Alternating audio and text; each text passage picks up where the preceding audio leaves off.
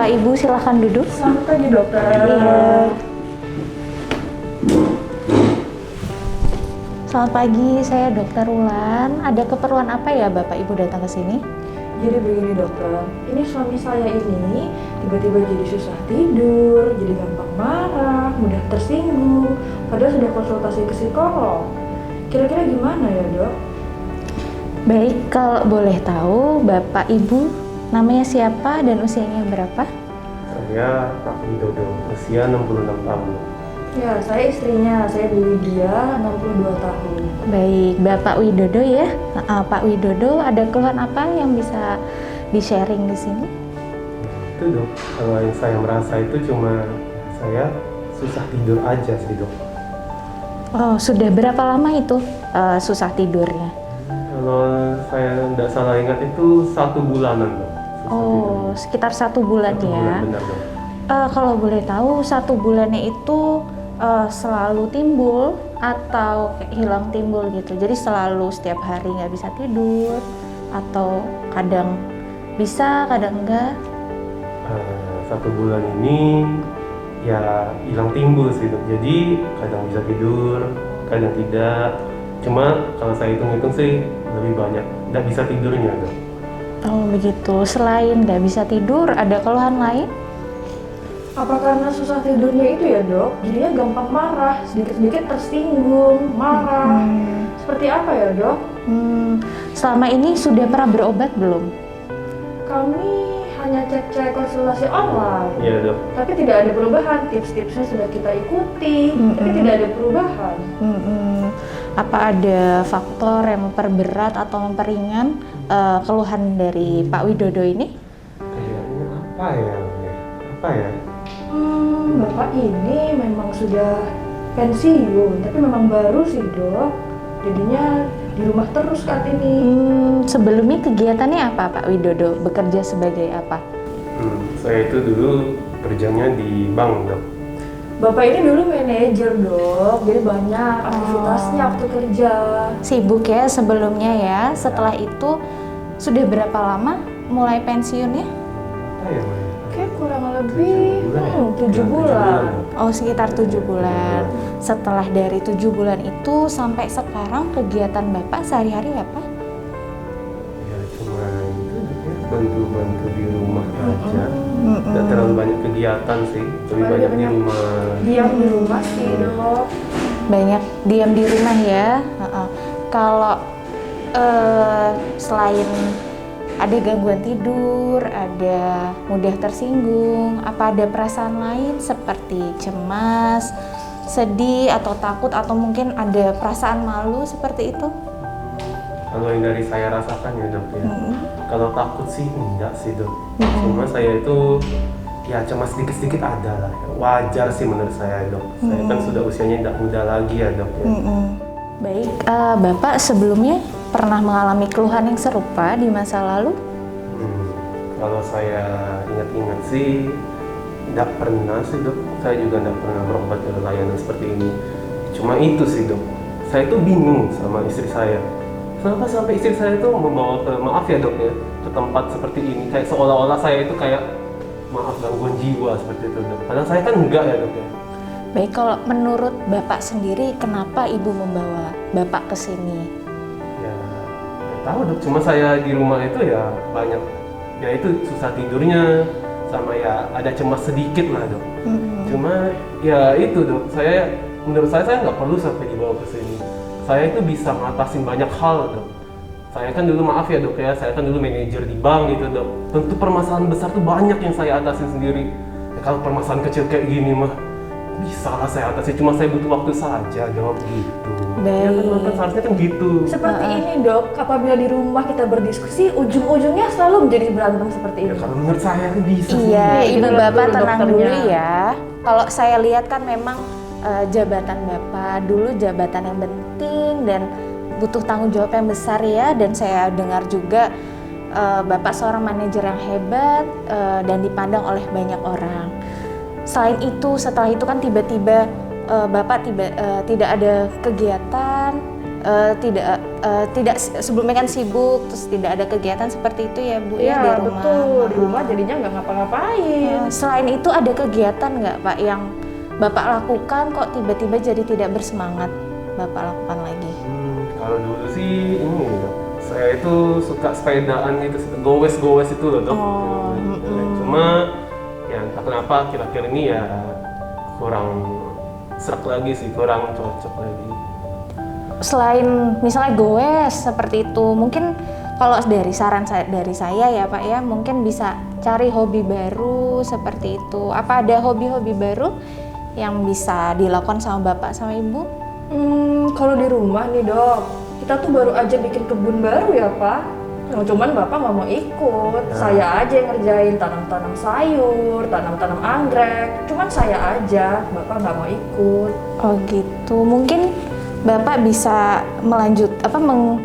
mengikuti Ibu untuk hobi berkebun seperti itu. Bapak senang nggak? Belum dicoba sih. Mungkin bisa dicoba ya Pak. Ya nanti ya. Tapi ya. Ya gini, agak-agak enggan gitu dok. Iya. Baik, tadi kan sudah lihat dari pendapat Ibu ya. Kalau menurut Bapak sendiri, Bapak melihat diri Bapak sebagai seorang pekerja tuh seperti apa? Kalau menurut saya sih dok, bukannya saya mau sombong ya dok ya. Tapi kalau menurut saya itu cepat, solutif, sigap. Dokter bisa tanya ke bawahan-bawahan saya itu. Tanya aja yang masih kerja di situ dok. Saya itu orangnya solutif. Bisa dikatakan saya itu salah satu manajer yang paling hebat yang pernah menjabat di bank tersebut. Itu udah bukannya maaf ya dok, bukannya saya mau sombong. Cuma ya kenyataannya seperti itu. Baik, kalau dari secara gambaran umumnya ya sudah saya coba jabarkan, Bapak adalah seorang yang hebat, seorang manajer bank yang istilahnya dipandang oleh para bawahannya ya. Kemudian tiba-tiba 7 bulan yang lalu mengalami pensiun dan tidak ada kegiatan. Betul dok. Setelah itu sekitar 1 bulan jadi ada gangguan tidur, ada rasa cemas sedikit ya tadi ya, ada rasa cemas sedikit dan ada mungkin dari penuturan Ibu ada mudah tersinggung ya. Itu yang utama tuh. Kalau bisa saya simpulkan dari gambaran tersebut, kemungkinan Bapak Ibu Bapak terutama maksud saya ada gangguan penyesuaian yang berkaitan dengan pekerjaan kalau istilah dari kami, atau bisa disebut post power syndrome seperti itu. Baru dengar ya kita ya. Jadi hal tersebut itu dialami oleh orang-orang yang mungkin, mohon maaf ya Bapak dulunya menjabat, ada jabatan penting seperti itu, tiba-tiba setelah pensiun tidak ada kegiatan sama sekali seperti itu, dan hal tersebut wajar dan sering dialami beberapa orang seperti itu. Baru dengar ya kita. Iya, apa tadi namanya itu post power syndrome. Post power Pak. syndrome. Iya. Itu kira-kira itu dok ya. Apakah itu wajar dialami oleh semua orang yang baru pensiun? Apa cuma saya saja yang seperti ini? Kalau tadi yang sudah saya jelaskan ya Pak ya, hal tersebut adalah hal yang wajar dialami pada orang-orang yang dulunya menjabat yang tinggi atau penting seperti itu. Dan saya mungkin dan Ibu dan Bapak akan mendapatkan solusinya bersama-sama seperti itu. Baik dokter, kami akan coba saran dari dokter. Pokoknya yang penting suami saya ini jadi semangat lagi ya dok. Baik, kalau ada beberapa saran dari saya. Tadi kan sebelumnya Bapak Widodo ini memiliki kegiatan yang banyak, ada kesibukan, terus tiba-tiba tidak ada kesibukan sama sekali. Kalau saran saya, baiknya itu mengeksplor kegiatan-kegiatan atau aktivitas baru yang bisa dilaksanakan. Seperti tadi mungkin bersepeda ya Pak ya, Pak Widodo suka bersepeda, mungkin coba dieksplor lagi kegiatan olahraga lainnya, mungkin bisa berenang atau kegiatan lain seperti apa? Mungkin Bapak? Mungkin saya ada pingpong, terus saya juga senang golf sama tenis. Gitu. Nah, hal seperti itu mungkin ada juga hobi yang bisa dilakukan bersama ibu. Mungkin apakah ada, Bu? Jadi kemarin tuh kita baru aja beli kebun baru. Saya tuh suka tanam-tanam kan dok. Saya tanam-tanam anggrek, tanam-tanam sayur. Nah, tapi bapak ini memang gak pernah ikut. Jadi saya aja yang kerjain sendirian.